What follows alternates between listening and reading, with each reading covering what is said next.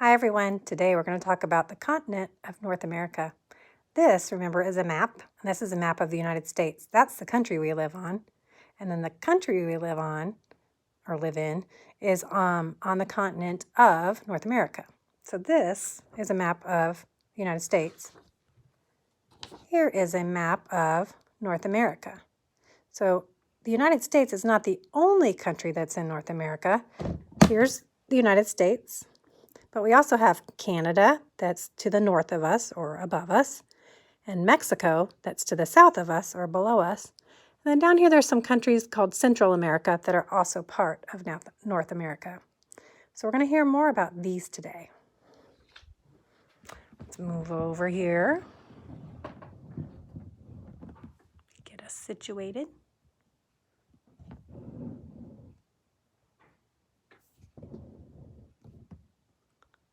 All right, hopefully you can see that really well. So let's explore North America. It says the United States. We're going to start with our country.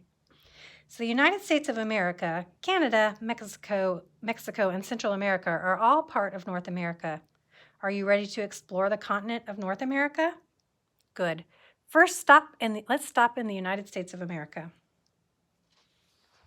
So what were the three major countries that are part of North America? Do you remember? Canada, the United States, and Mexico. We're going to focus on the United States right now.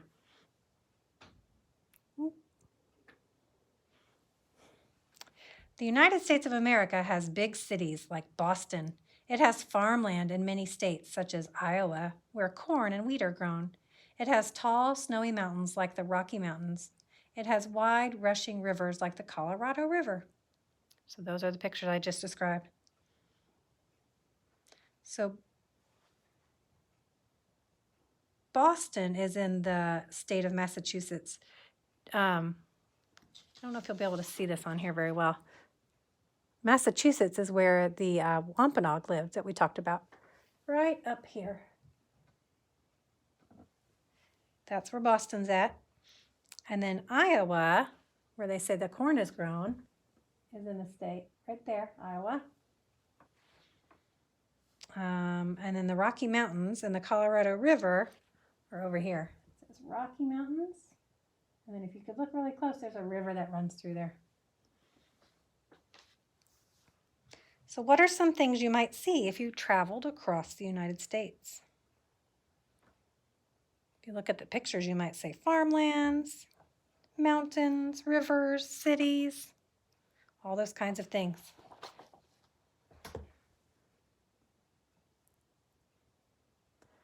Monument Valley is a red sand desert area on the Arizona-Utah border. Monument Valley has giant hills of stone that stand tall on the dusty desert landscape. The Navajo people have lived on these desert lands for thousands of years. The desert is their home, and the Navajo is a Native American tribe that lived here for a very long time. So Monument Valley that they talked about is up here at the top. It has those tall sandstone hills that have flat tops and steep edges. They rise to be 1,000 feet above the valley floor, so they're very tall. And remember, I think we've mentioned and talked about a desert a little bit. A desert is a very dry place. It does not get a lot of rain or water. It's often covered with sand and has hot temperatures. There's not a lot that grows there. And then a border is an imaginary line that marks the edge of a place.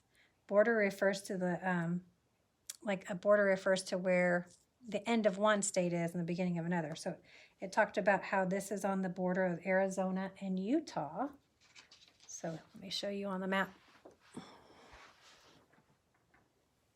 Arizona's down here and Utah's here. So the border is that line right there. Now, if I went to that place, I wouldn't see a line in the ground. Those lines are kind of imaginary, but those are the boundaries of the states.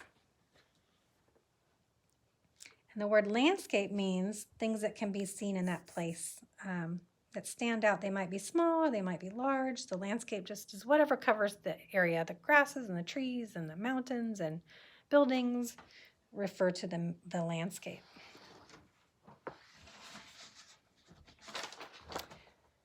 And the Navajo are the Native American tribe that lived here very long ago, but they still live here now today. Remember when we talked about Native Americans and how their lives are a little different than they were long ago? But they were the people that first lived in this Arizona and Utah area. So what is Monument Valley and where is it located? Did you say it was those tall stone carvings out of the ground and that it was in a desert area near Utah and Arizona? And who were the Navajo? Yep, the Native American, that tribe that lived over there in that area during a very long time ago and still today.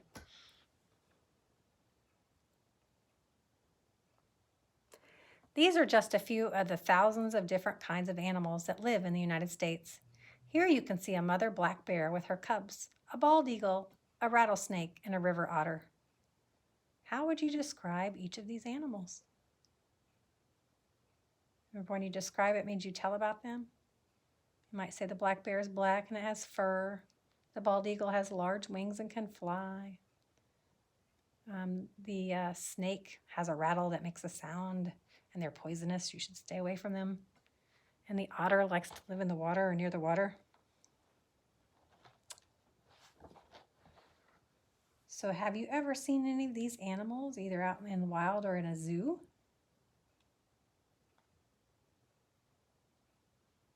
So let me tell you a little bit more about them. The American black bear is the smallest of the 3 species or kinds of bears that's found in North America.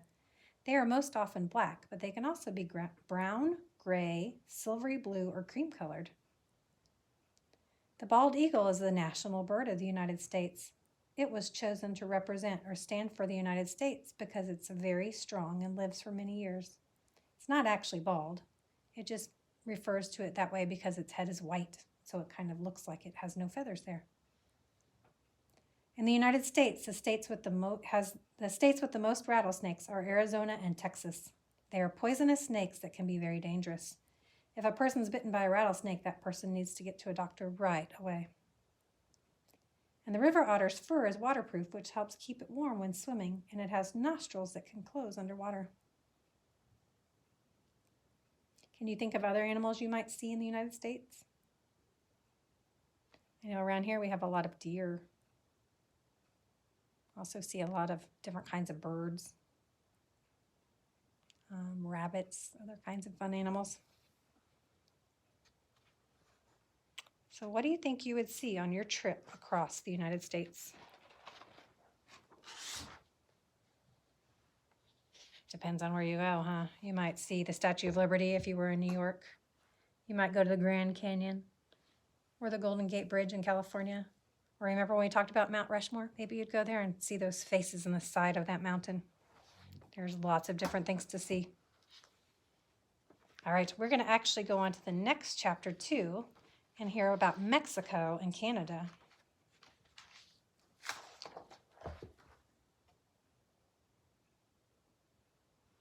So this says, let's explore North America, Mexico, and Canada.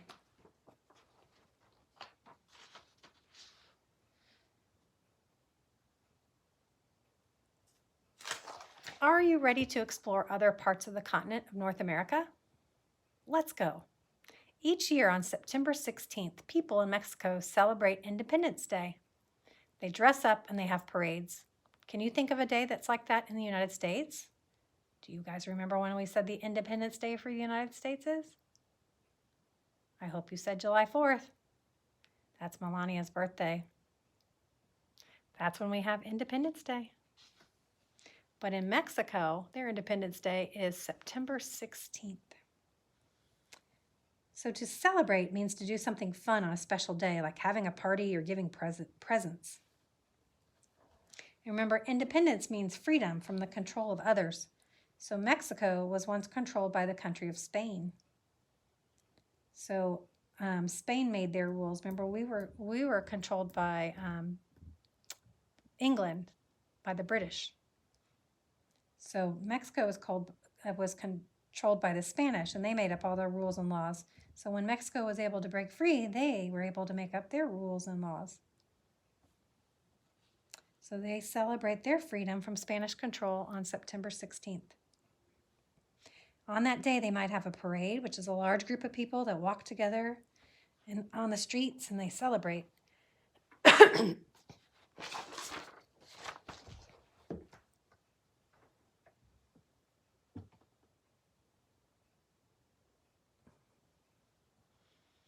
Every year on November 1st and 2nd, people celebrate the Day of the Dead. Children dress up in scary costumes and eat candy. Does that sound familiar to you? That's like our Halloween. We dress up for Halloween. They dress up for the Day of the Dead. But you know, the Spanish classes here usually celebrate that too. You'll have to pay attention to that next year. So in Mexico, they dress up in costumes and they eat candy to celebrate.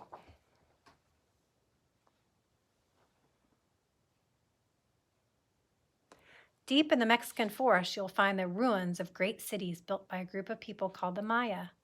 The Maya built high, stepped temples in their cities. No one lives in these cities now, but the Maya do still live in Mexico. Today, Mexico City is one of the largest cities in the world. Millions of people live there. People in Mexico speak Spanish. So ruins are what means what's left of something, like a building after a long, long time.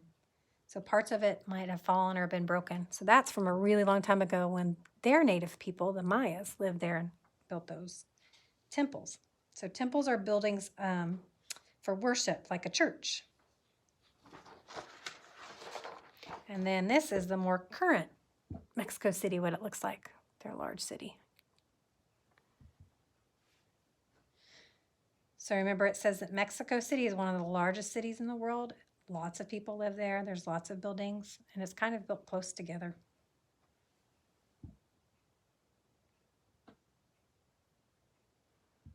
If you were to walk through a Mexican forest, you might catch sight of a small wild cat called an ocelot, waiting to pounce. Ocelots live and hunt in the forests of Mexico. An ocelot is about twice the size of a house cat. So it's not real big, but it's bigger than a house cat. So pounce means to jump suddenly onto something. So what is an ocelot? Yes, it's a cat-like animal. So the ocelot's fur looks kind of like a leopard's fur, doesn't it? If you looked up into the high treetops, you might also see a spider monkey looking down at you. Spider monkeys have very long arms, legs, and tails that grip. They swing like acrobats through the high treetops. So an acrobat is a person who performs difficult and dangerous things like swinging through the air, walking on a tightrope. So the monkey's kind of like that. It can do all those fun things. And spider monkeys eat spiders along with fruits, nuts, seeds, and insects, but that's not why they're called spider monkeys. The people who first named them thought that they looked like spiders because of their long, thin arms and legs.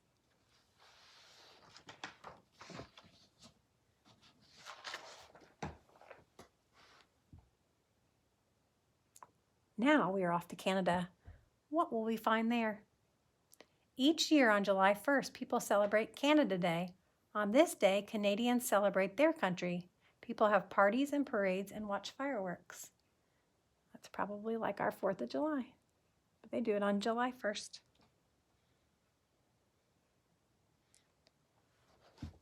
How do they celebrate?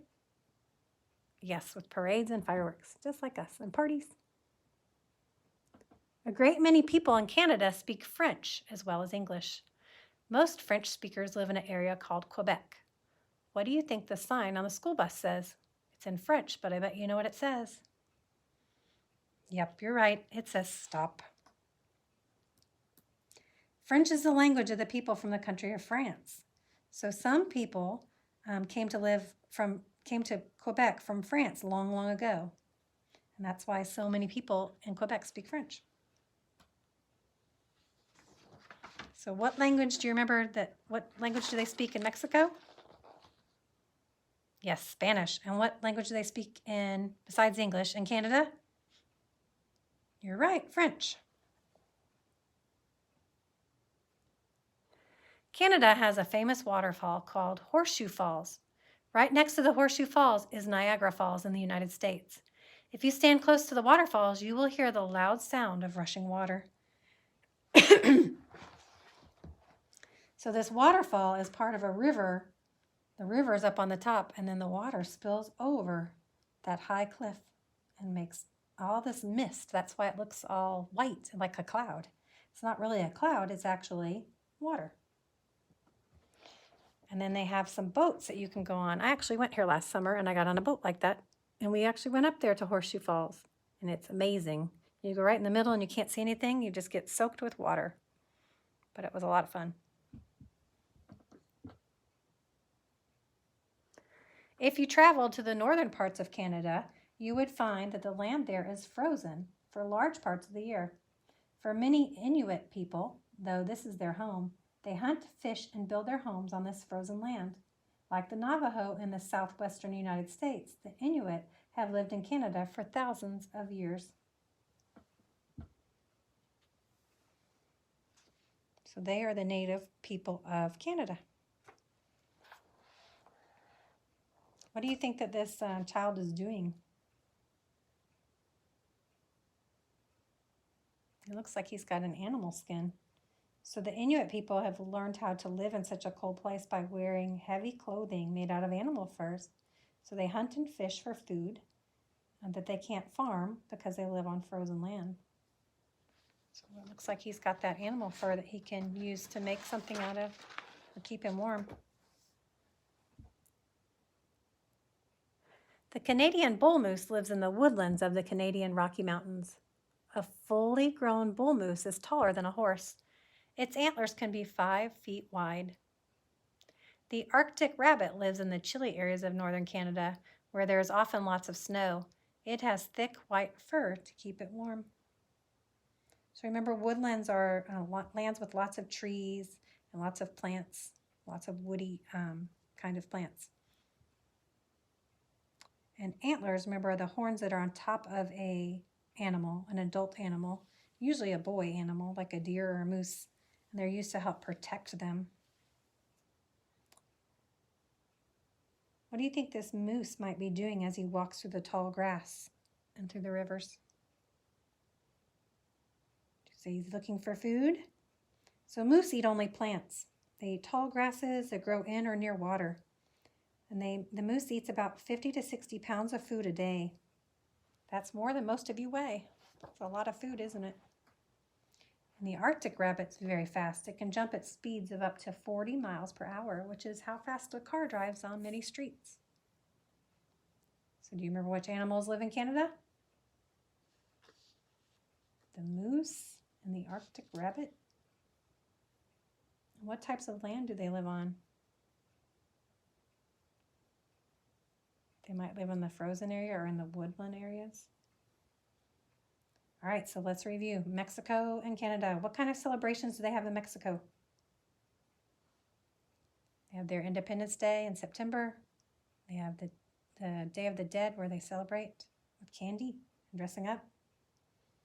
And in Canada, Canada celebrates its independence on July 1st. Very good. So that is North America. Now you get to go do the first few pages in your passport. So you're going to find the stamp that goes for North America. And you're going to glue it on one side. And then you're going to find the 2 pictures that represent North America. And you're going to glue them on the other side. So you should have 1 page for North America. One, like 2, well, it's actually 2 pages. But when you open up the book, there'll be 1 page on the left and 1 page on the right. Then tomorrow, when we go to South America, you're going to do the same thing. A page on the left and a page on the right. So you go do that now. See you tomorrow. Bye-bye.